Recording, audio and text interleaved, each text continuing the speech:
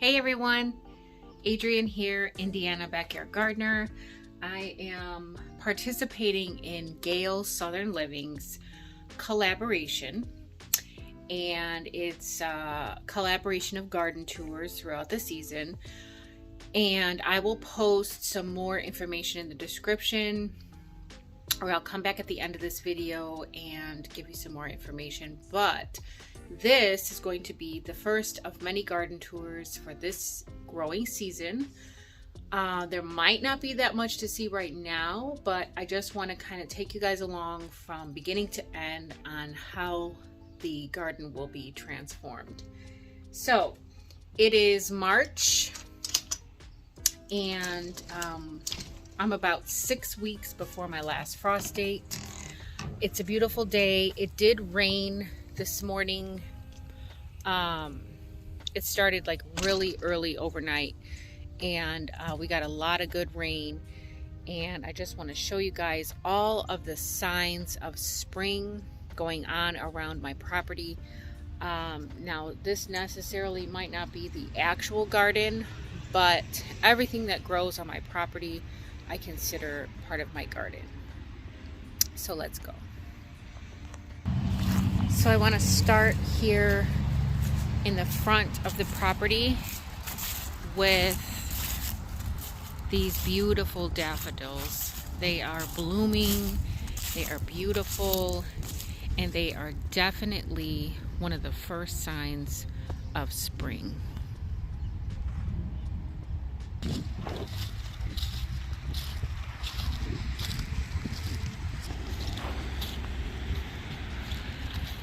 They're just everywhere on the property, in various places, just growing and blooming.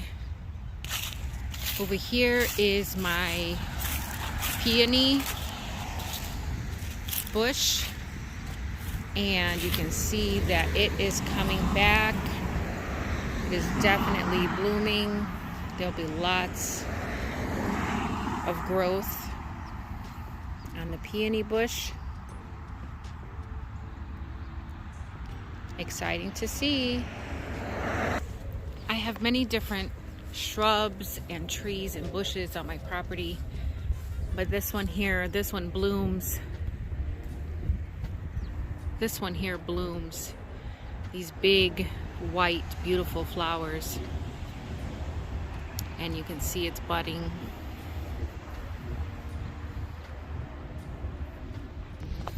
Now, as we make our way to the garden, you can see there's not much going on here, but I do have some things blooming over this way. So this is my elderberry. These are both of my elderberry bushes here, and you can see they have started to wake up, and they are blooming. Budding, I should say. They are budding. So both of these are budding. Down here is a yellow raspberry, and you can see it's also got some buds on it. Some new growth coming in. You can see it down at the bottom. These three here in the front, these were blueberries, but unfortunately they did not make it, so I'll have to figure out what else to do with those. We can go over this way. This is a nectarine tree. I had to think about it for a second. This is a nectarine tree, and you can see that it has buds on it. Sorry, those are my neighbor's dogs. But yes, buds on the nectarine tree. This one over here was a pear. It was supposed to be a pear, and at first I thought it was dead because the peach one I got did not do anything. So I didn't think the pear was going to do anything either.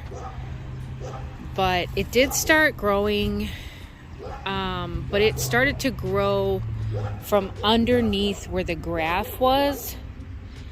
So the variety of pear that I thought that I bought is probably not what is growing here. But nonetheless, I let it continue to grow. So yeah, it's budding. And I haven't decided if I'm going to keep it or just get rid of it, because I know that it's definitely not the variety that I bought. Over here is a bush. I want to say it's a honeysuckle bush. It smells amazing, amazing when it blooms. I mean, it's so fragrant. But there are tons of buds on it, so it's gonna be back. In here, this is my oregano. Comes back every year. I don't know, I've had this little swimming pool planter for, I want to say, anywhere from 3 to 5 years now. So yeah. Over here is where I have my raspberries. They are all along the fence. Heritage, most likely. But if you look, you can see there are strawberries running all through here. So this is going to have strawberries in it too. Look at all of the strawberry plants. Even under my feet as I'm stepping, they have just really run out far. They're out pretty far. Look, they're all the way out here from inside there. Actually, it started inside that little bed there. So these have all run out of that bed. And then now they're running out here. So I don't know, pretty soon I might have to do something about it. But hey, I don't mind having the extra strawberries. These are all raspberry canes. So I don't see any budding on these raspberries just yet, but usually that's not till a little bit later in the summer. Oh no, I could be wrong. Look at that. There are buds on there. On the raspberries. These are blackberries, and I have definitely failed with the blackberries. They are growing. They definitely grow. They're definitely alive. I get blackberries, but I have failed in the sense that I did not train them up. I did not prune them. So, like, they are just kind of wild. And I'm gonna try. I can't make any promises, but I'm gonna try to get in here this week and try to trim all of the dead canes out of here, and possibly get some training in effect here. But yeah, see, like this branch here, it goes all the way down around and then back into the ground. So that's, I don't know if I can cut this, because I mean, it's obviously broken right here. Like, it's not all the way broken, separated, but it's still alive because it's got buds on this end and it's got buds up here. So it's still growing strong. I just failed in the sense that I have not trained it. So inside the garden is a little bit of a wild mess. This is where I was out the other day. I got this bed all cleaned out. I've got some collards planted, peas, mustards, spinach, kale, and I think some Swiss chard. I'm not sure if I did the Swiss chard in the bed or if I did it in the containers. Last year I had such an issue over here because there was a ground hornet nest under that brick. I don't know, it might have been carpenter bees, ground hornets, I don't know, but I got stung at least 6 times last year because I had a a cantaloupe in this bed, and every time I tried to come over and water it or, you know, tend to it, these bees, hornets, they just got so angry, and, you know, they just really were in attack mode. So I couldn't do anything with that melon. After a while, I just gave up. But I did pour some dish soap down in that hole, and I covered it up, and hopefully that does the trick and they won't be back. But yeah, I had to give up on that one. This bed I had tomatoes in last year. This is just some stuff I pulled out of this side over here. I just kind of threw it over here, but I had tomatoes in here last year. I'm probably not gonna put tomatoes there again. This bed I have left dormant for a while. I didn't use it at all last year. I covered it, and there's cardboard in there, and then there's some other stuff. So I'll probably take this up this year. But this is my sage here. That comes back every year.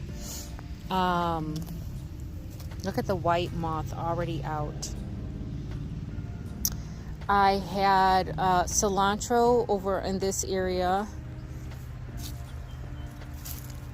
There was just pretty much just kales over here, and maybe some basil. I'm not sure. I don't remember, but yeah, all of this is gonna have to get cleaned out and replanted. This is more sage here. I did have, which I think is right there, what Lisa from our Georgia Suburban Homestead sent me was the, I'm drawing a blank. I'll remember it and I'll put it on the screen. But yeah, that's that. It actually made it, so it survived. These are kales, I think. Bunching onions in there. I always have bunching onions and they always come back up. This over here, that's lavender. And I believe that's lemon balm there. That just kind of came with the lavender because I moved it. It looks like something's digging in here. This is where I had planted chamomile and some other herbs. Parsley. This is my parsley. It's dead now, but that was my parsley. Who knows? Maybe it'll come back. Looks like there's a little bit of growth in there, but I don't know what that is. I planted peas over here in this container, and then I also planted peas in there and in there, and then I also planted peas over there by that trellis. So that was all that I planted out over here so far. Oh, and then I also planted peas along this fence on the outside. And on the outside of this fence, like on the other side of this compost bin, because I know that compost bin will shade it out. So, but that's about it. Nothing is really going on right now. Somehow I have a flower right here that I did not plant. But okay. In here is where I have some flowers. Gladiolas and some other stuff I had planted in there. But I do get a lot of mullein that pops up everywhere. So that was a mullein plant. So you can see all the strawberries everywhere. They're just taking off. They're just running all over the place. And I don't mind right now. Right now it's not a problem. The more strawberries, the better. Once they start to come out too far in the walkway here, then I'll have to do something about it. But for right now, they're fine. So that's probably about it. I still have kale that comes back every year, and I enjoy that. I have some raised beds that my husband bought me for my birthday, so I do plan on getting those set up very soon. The compost site opens on March 18th, so I get free compost through my county, and it's tested and it's good compost. So usually what I do is I go once, twice, maybe even 3 times sometimes in a season and fill up on compost and use it in the garden. So what I'll probably do is I will probably fill up my garden beds with the compost that I get from there. Zeke, are you coming? Come on.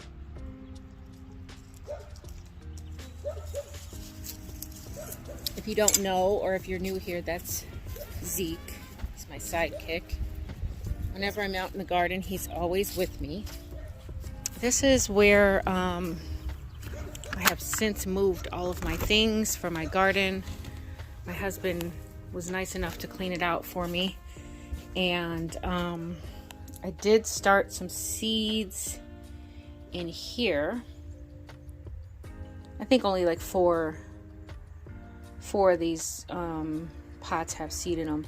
Collards and Swiss chard. I'm pretty much sure that's all I have in there is collards and Swiss chard. But what I came out to get was seed. So you guys know that I am doing a seed swap again. I did a seed swap last year and it was such a success that I decided I will do it again this year. And I have already put out the video. If you haven't seen it yet, I have already put out the video on what to do and how to do it if you would like to participate.